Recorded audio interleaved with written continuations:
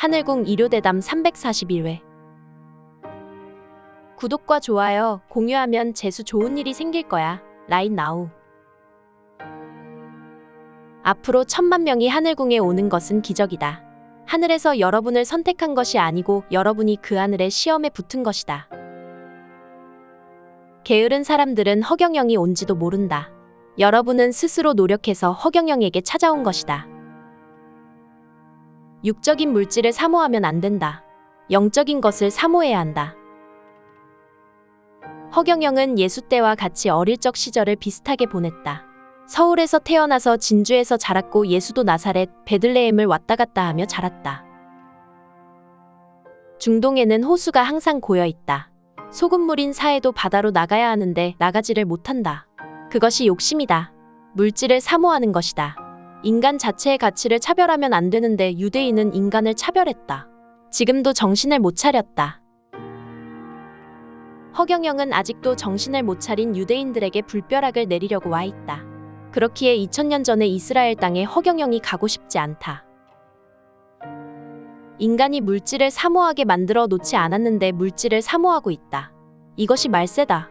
아브라함은 이집트인이 낳은 자기 자식을 차별했다. 그때부터 인종차별이 시작된 것이다. 인간은 대분심을 가져야 한다. 이것은 물질보다 더 높은 영을 추구하는 마음이다. 불의를 보면 마음이 크게 발동해야 한다. 그리고 대의심을 해야 한다. 그냥 의심이 아니다. 의문을 보고 직접 찾아보고 알아봐야 한다. 또 대발심을 해야 한다.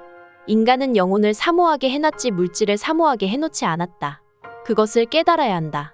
지금까지 썩은 마음을 가졌다는 것을 알아야 한다. 물질에 집착하지 말고 영혼에 집착해야 한다. 이 세상의 물질에 집착을 내려놓으면 모든 것이 편해진다. 스트레스를 받을 일이 없다. 허경영을 만났다면 항상 기뻐해야 한다. 하나의 티끌 속에 우주가 있다. 양자역학의 양자는 더 쪼개면 빛으로 바뀐다.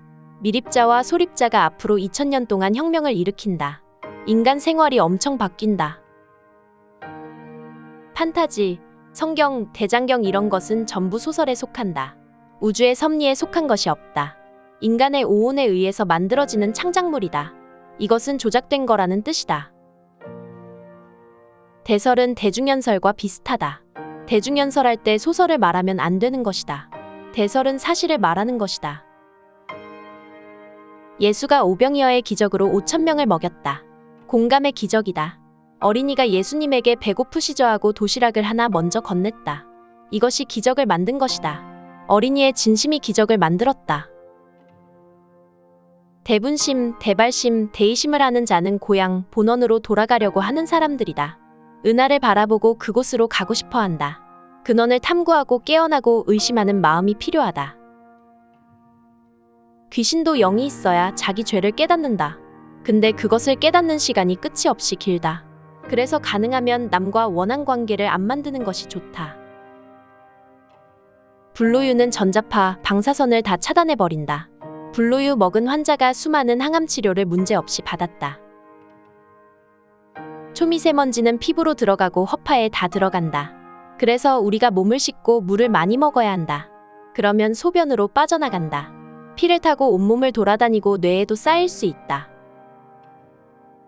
물질이 최소 단위로 내려가게 되면은 빛이 된다.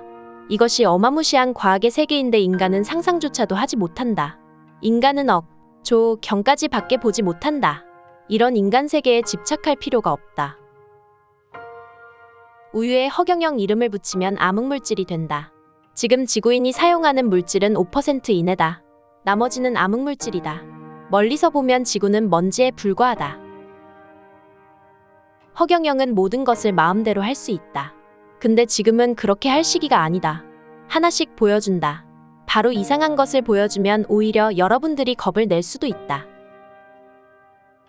나중에 허경영이 해야 할 일이 하나 남았다. 사람이 많이 오고 1000만 명이 되어갈 때에는 허경영이 권위를 나타내게 된다. 그때는 옷도 달라지고 장소도 달라진다. 만나는 것도 까다로워진다. 미래의 허경영이 권위가 세워지면서 세계를 통제하고 통일하게 된다. 그러나 지금은 이리 치이고 저리 치이는 때다.